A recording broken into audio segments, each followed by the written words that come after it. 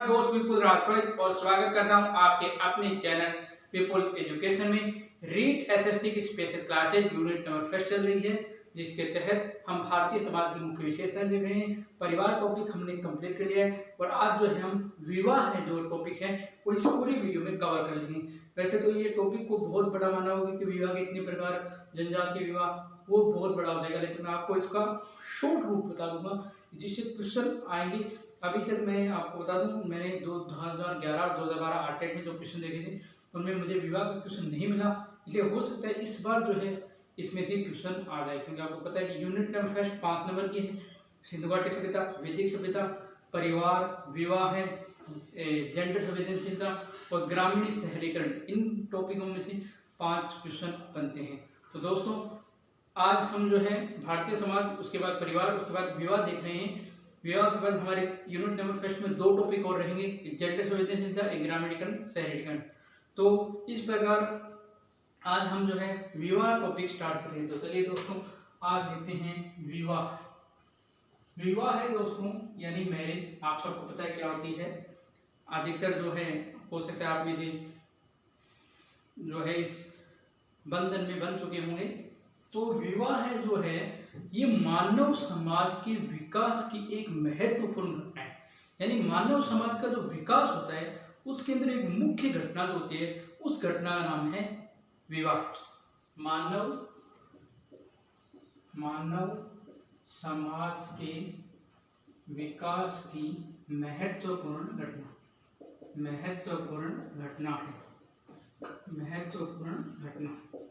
क्या है? विवाह। यानी मानव समाज के विकास की जो महत्वपूर्ण घटना है दोस्तों वो क्या है? आपके विवाह। विवाह का शाब्दिक अर्थ होता है उद्वेह। इसका शाब्दिक होता है उद्वेह का अर्थ होता है वधु को वर के घर ले जाना। उद्वेह का शाब्दिक अर्थ है। यानी आप देखोगे विवाह का शाब्दिक अर्थ ये क्या है? विवाह का शाब्दिक अर्थ क्या है? उद्वेह। और उद्वेह का अर्थ होता है वधु को वर के घर ले जाना, यानी जो कन्या होती है उसको वर यानी लड़के के घर ले जाना ही उद्वेह होता है, यानी इसी को विवाह कहते हैं। विवाह देखो दो विषम लिंगी लड़का और लड़की के पारिवारिक जीवन में प्रवेश को सामाजिक, धार्मिक और कानूनी मान्यता देना विवाह कहलाता है। एक लड़का है, एक लड़की, इन दोनों के पारिवारिक, ये इनका परिवार है, पारिवारिक जीवन में जो प्रवेश होता है इनका उसको सामाजिक, समाज द्वारा, धार्मिक, धर्म द्वारा और कानूनी यानी कानून द्वारा मान्यता प्राप्त होना, तीनों के द्वारा मान्यता प्राप्त होना ही विवाह कहलाता है।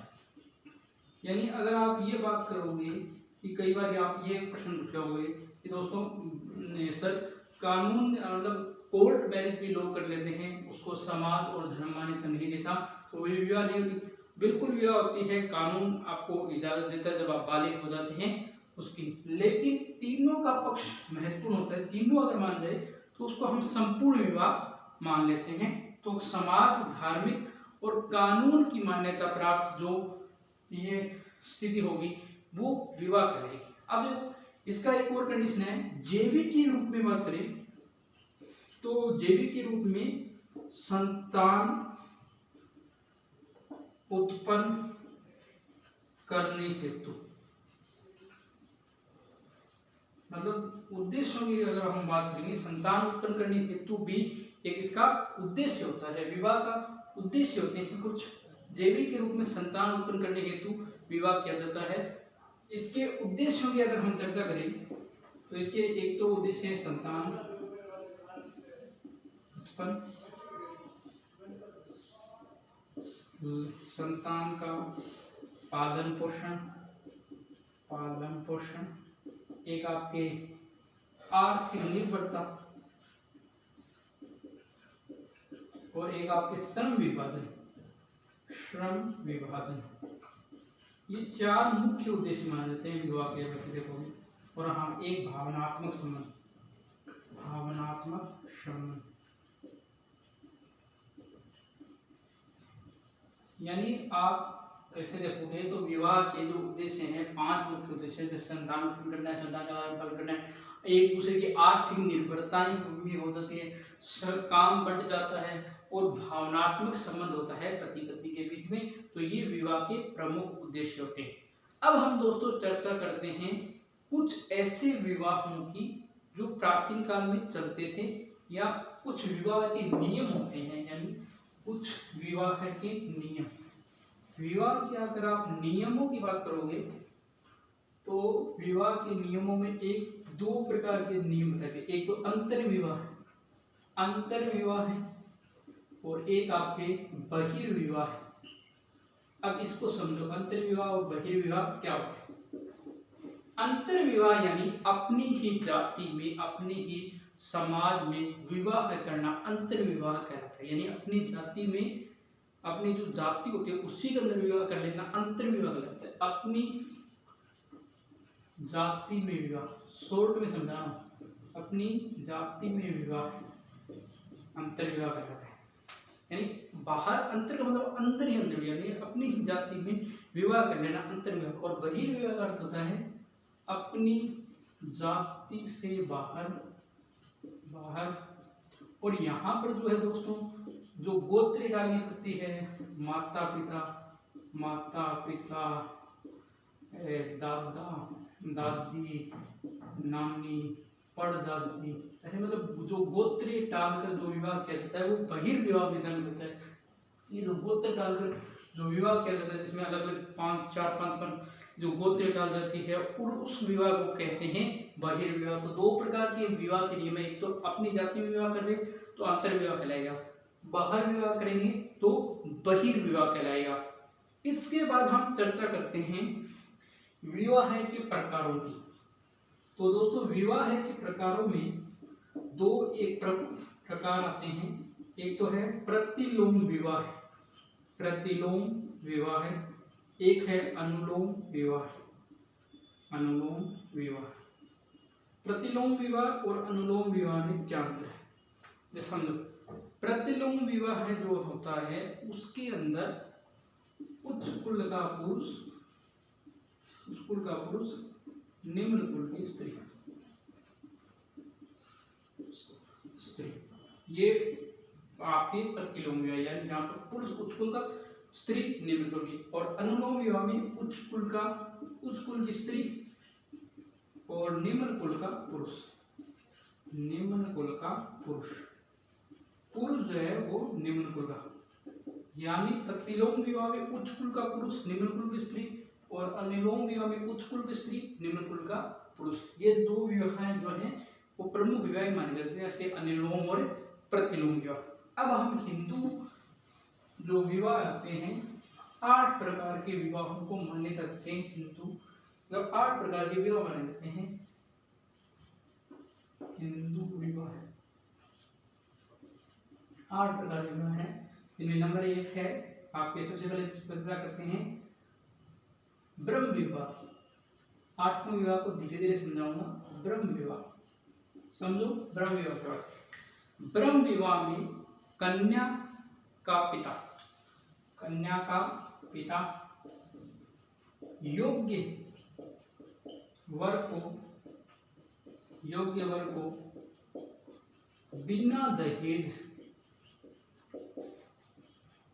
कन्या सौंपता है।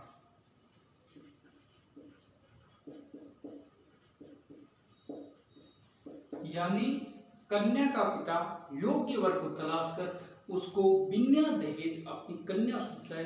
ये विवाह कहलाता था ब्रह्म विवाह, और इसे सर्वश्रेष्ठ विवाह भी कहा गया है। यानी कोई मतलब इतना झंझट नहीं, कन्या के पिता ने योग्य व्यक्ति ये मेरी कन्या योग्य है, उसको कहा कि भी आप मेरी कन्या से मैं आपकी शादी कराना चाहता हूँ, लेकिन आपको दहेज मतलब कुछ भी नहीं मिलेगा। तो इसलिए यहाँ पर ये विवाह श्रेष्ठ माना जाता है। दूसरा विवाह होता था देव विवाह। अब देखो सुनो, देव विवाह क्या होता था। देव विवाह क्या होता था कि कन्या का पिता कन्या का पिता एक यज्ञ करवाता था। कन्या का पिता एक यज्ञ करवाता था और यज्ञ करवाते समय यज्ञ करवा रहे, मतलब यज्ञ जो भी करवा रहे थे, जो ऋषि थे या जो ब्राह्मण थे, उनमें से यज्ञ करवा रहे योग्य वर से अपनी पुत्री का विवाह करना। विवाह यानी कन्या का पिता होता था, वो एक यज्ञ आयोजित करवाता था और यज्ञ में मतलब 15-16 पंडित बुला लिए और 15-16 पंडित जो है अलग अलग मंत्र पढ़ रहे हैं और कन्या का पिता भी विद्वान है। उसको लगा कि यह जो व्यक्ति है वो मेरे कन्या की योग्य है और अच्छा श्रेष्ठ विद्वान है, तो वह उससे अपनी कन्या का विवाह करा देता था। तो वह विवाह कहलाता था देव विवाह। तीसरे विवाह की बात करें आर्ष विवाह। आर्ष विवाह जो होता था, इसमें क्या होता था, आर्ष विवाह में वर पक्ष द्वारा कन्या के पिता को एक जोड़ी बैल देना होता था। एक जोड़ी बैल, यानी इस विवाह की शर्त क्या थी कि कन्या के पिता को वर पक्ष की तरफ से एक जोड़ी बैल देकर जो विवाह किया जाता था, उस विवाह का नाम था आर्ष विवाह। चौथा नाम प्रभाव के प्राजापत्य विवाह की। प्राजापत्य विवाह जो है, इस विवाह में प्राजापत्य विवाह जो है, ये विवाह जो हमारे साधारण जो सामान्य विवाह होते हैं उसकी तरह, मतलब आधुनिक जो विवाह होते हैं साधारण विवाह, तो साधारणतः विवाह होता था वो प्राजापत्य विवाह होता था, साधारण विवाह। इसके बाद नंबर 5 बात करें तो है आपके गंधर्व विवाह। गंधर्व विवाह आधुनिक प्रेम विवाह होते हैं, लव मैरिज जिसे कहते हैं, वो है गंधर्व विवाह। यानी प्राचीन काल में जो गंधर्व विवाह था, आधुनिक उसको क्या कहते हैं, लव मैरिज या प्रेम विवाह, आधुनिक प्रेम विवाह। छठा की बात करें हम आपके राक्षस विवाह। राक्षस विवाह की अगर आप बात करोगे तो राक्षस विवाह में क्या होता था, कन्या का हरण करना, कन्या का हरण करके विवाह करना। असुर विवाह, कन्या की कीमत चुकाकर विवाह करना, कन्या की कीमत चुकाना। और नंबर 8 था सबसे निकृष्ट विवाह, जिसे पिशाच विवाह कहते हैं। सोती कन्या के साथ विवाह करना। मतलब ये 8 प्रकार के हिंदू धर्म विवाह होते हैं, जिसमें से ये 4 तो हैं श्रेष्ठ के श्रेणी में और ये 4 हैं निकृष्ट के श्रेणी में। यानी ऊपर वाले 4 जो है श्रेष्ठ विवाह माने जाते हैं और नीचे वाले 4 निकृष्ट विवाह माने जाते हैं। अब अगले विवाह की बात करेंगे थोड़ी देर बाद।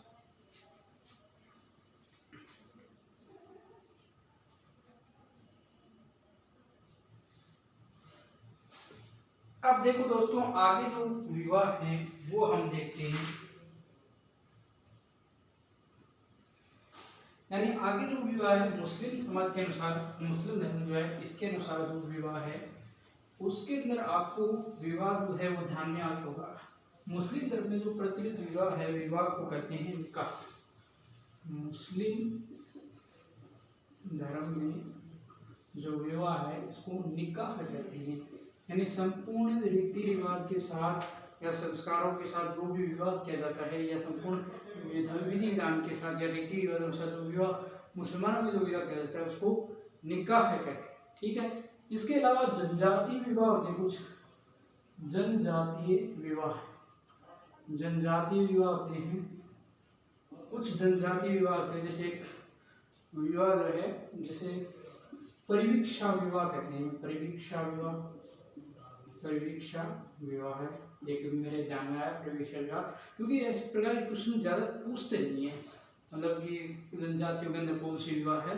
लेकिन जो प्रमुख विवाह के जो मैटर था विवाह का, जो आपकी परीक्षा की दृष्टि से आ सकते हैं, वो मैंने आज आपको कंप्लीट करवा दिया है। इससे बाहर अगर कोई क्वेश्चन आ जाए तो आप इसी वीडियो के कमेंट सेक्शन में मुझे बता देना, मैं भी देखूंगा। बाकी जो विवाह टॉपिक है वो इतना ही था। इसके अलावा जो है मैटर बहुत बड़ा है, गाइडों में आप पढ़ सकते हैं उसको। मैं तो आपको विवाह टॉपिक इतना आपके लिए स्पष्ट मैंने मतलब करवा दिया, इससे बाहर आने की कम चांसेस है। अगली क्लास में हम जेंडर संवेदनशीलता लेंगे। ठीक है दोस्तों, यह था आज का वीडियो पसंद आए वीडियो को लाइक करें, शेयर करें, कमेंट करें, चैनल को सब्सक्राइब नहीं किए प्लीज चैनल को सब्सक्राइब करके बेल आइकन को प्रेस करें। धन्यवाद दोस्तों, जय हिंद, जय भारत, घर रहे, स्वस्थ रहें।